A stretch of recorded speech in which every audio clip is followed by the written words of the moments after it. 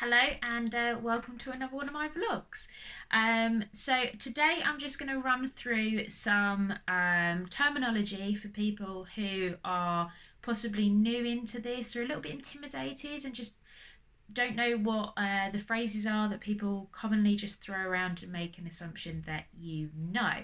So I've made a quick list of things that I hear on a regular basis that took me a little while. Some are a little bit obvious to me, but it took me a while to get to grips with what people were basically saying. Had to go away and do my research, but it can be quite daunting if you're in a group and you're really new to going out and campaigning and being involved with politics to actually know what people are talking about.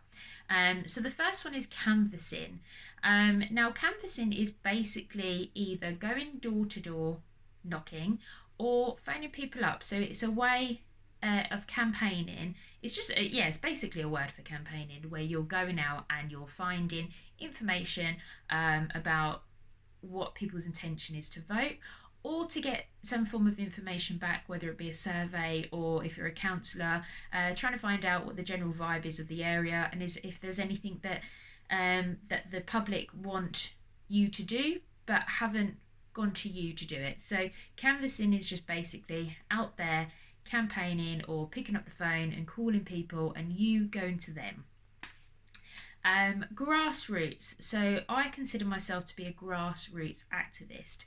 And so grassroots basically means like the foundation level. So literally going out and speaking to people on real, not basic stuff, but day-to-day stuff. So if you're a grassroots campaigner, you're probably looking at subject matters that involve your council and local politics and just the real nitty-gritty little bits and pieces that maybe MPs don't necessarily get involved with. So if you're a grassroots campaigner, it means that you're on the shop floor as such and you are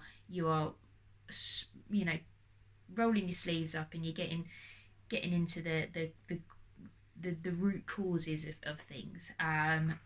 So I would consider myself as a grassroots activist. Lobby. What's a lobbyist? What is lobbying? So that is a group of people or one person who is putting pressure on or on a politician or an elected official because they have got a particular cause that they want to influence someone on. So they're not elected themselves, and to lobby someone is to put pressure on someone to adjust a policy or a decision to suit that person's objectives. Okay, so what is a wet? So this is a term that is used mostly in Conservatives. It came about during the Thatcher days. So a wet is a moderate Conservative, but it's a term that's thrown around to suggest that person is a bit weak, a bit soppy. He's a wet, he is, or she. So that's what that means. It's kind of like, it's seen as a bit of a derogatory term, I guess, but it's mainly a moderate Conservative, not a hard line traditional Conservative. Definitely, if you're a Thatcherite, you wouldn't be a wet. Okay, something that was heard a lot during the election is people saying, "Oh, they're going to lose their deposit." What does that even mean? So when you stand for a general election, you have to pay a £500 deposit. If you don't get 5% of the vote, then you don't get that deposit back. So when someone is celebrating a candidate losing their deposit, that means that they didn't get enough votes to get their 500 back that they had to put down to stand in the first place. The public purse. Now the public purse is basically the money that the government get in from the public through taxation. So when they say, "Oh well, we're keeping a close eye on the public purse," it is basically public spending and public money. What does it mean to be a portfolio holder? So responsibilities, whether you're a councillor or an MP, responsibilities are split to specific areas of I guess interest or expertise. So you'll have a housing portfolio holder, or in Ipswich we've got a town centre portfolio holder, which is my councillor, Councillor Sarah Barber, and so a development portfolio holder. So that's what a portfolio holder means, is that particular councillor or member of parliament who is responsible for a particular subject matter that's within the remit of whatever they are, whether they're a borough councillor or a county councillor or an MP. So then you've got the shadow ministers or shadow portfolio holders. So if someone's a shadow, that means they're in opposition. So you would have the actual portfolio holder, or the MP in the cabinet, for example, and then you would have a shadow.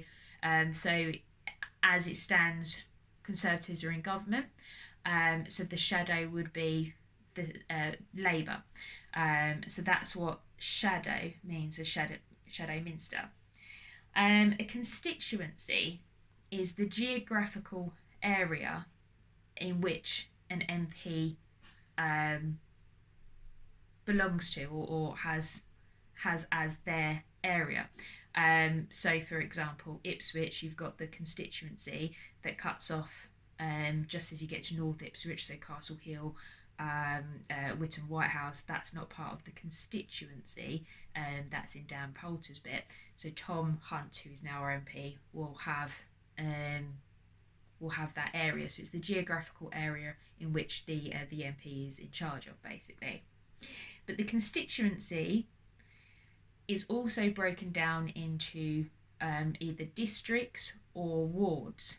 And a ward is a subsection of the constituency, which is where your lower level representatives will be assigned that geographical area.